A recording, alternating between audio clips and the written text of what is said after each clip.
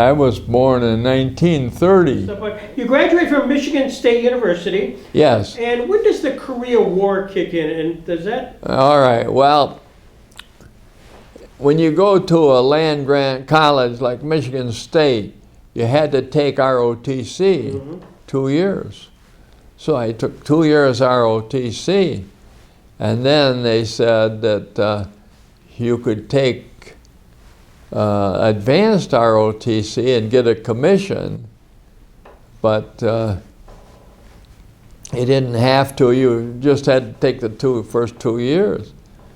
So I decided that I was going to become an officer if I was going into service. So I decided I'd go in the infantry. And a good Jewish friend of mine said, "The infantry? You want to get killed?" I said, "What do they do?" I said, "Well, they do the fighting." And he said, "Quartermaster is what you want." I said, "What's a quartermaster do?" "Well, they handle provisions.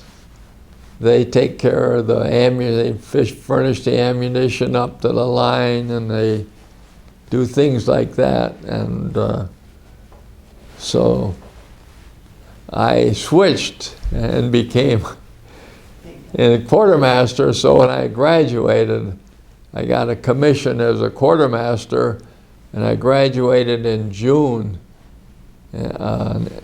52, and the Korean War was on, and I was called into the service on July 20th, 1952.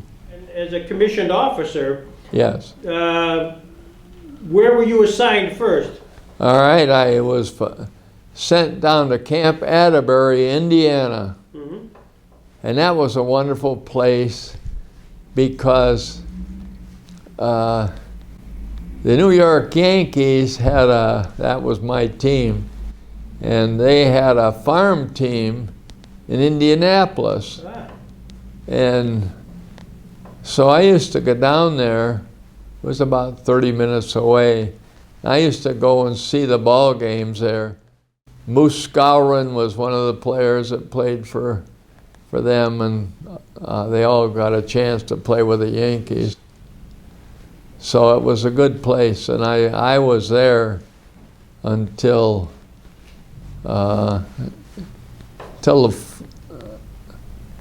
December, when I went home. I got married on a 3-day pass, and then... Well, let's pause for a second. All right. You got married. You obviously got married to somebody. Tell me about her. All right, I married Florence Gustafson, and she was a local girl in Frewsburg. She was a cheerleader. That was before Title IX, so the girls didn't play sports much. And but she and I started going together in 1948. And so in 1952, we got married. I was in the service, and she was at Fredonia College. And but I was a graduate, so I got shipped out. So quite the honeymoon, 3 days, huh?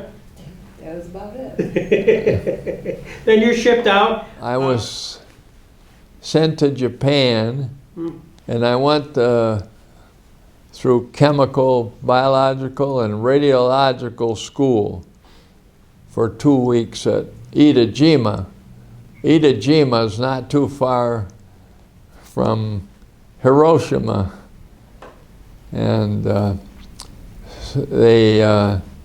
we had to have gas masks, and we had to be marked, and they'd figure out how many Roentgens you got in your body, and they put us through that school, and told us what we had to do, and then we went to Sasebo, Japan, and from Sasebo we took the boat out of Sasebo over to Busan. And Busan was in the end of the perimeter. And then I got on the train there, and I was sent up to Seoul. And they put me in the laundry company.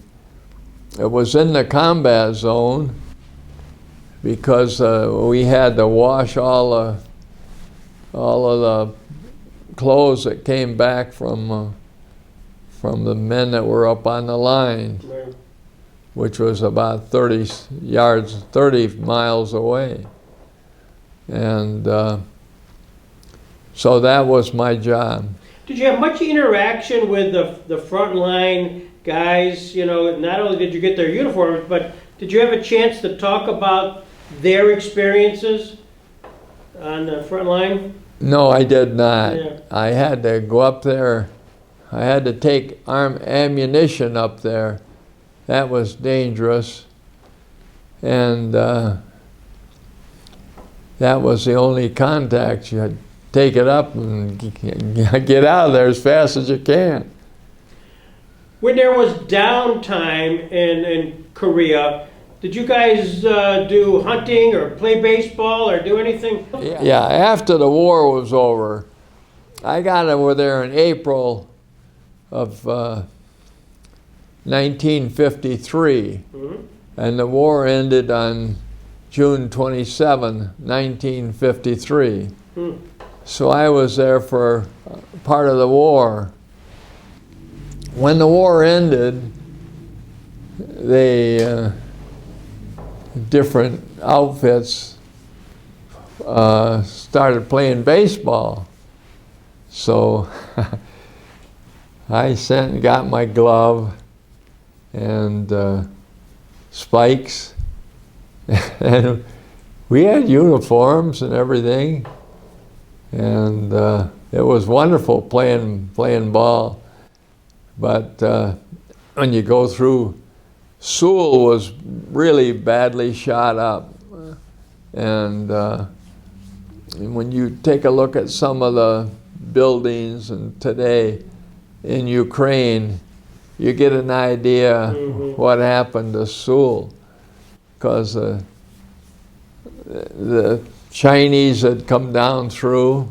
First the North Koreans came down through, then they were driven back by the Americans, and then the Chinese came down through.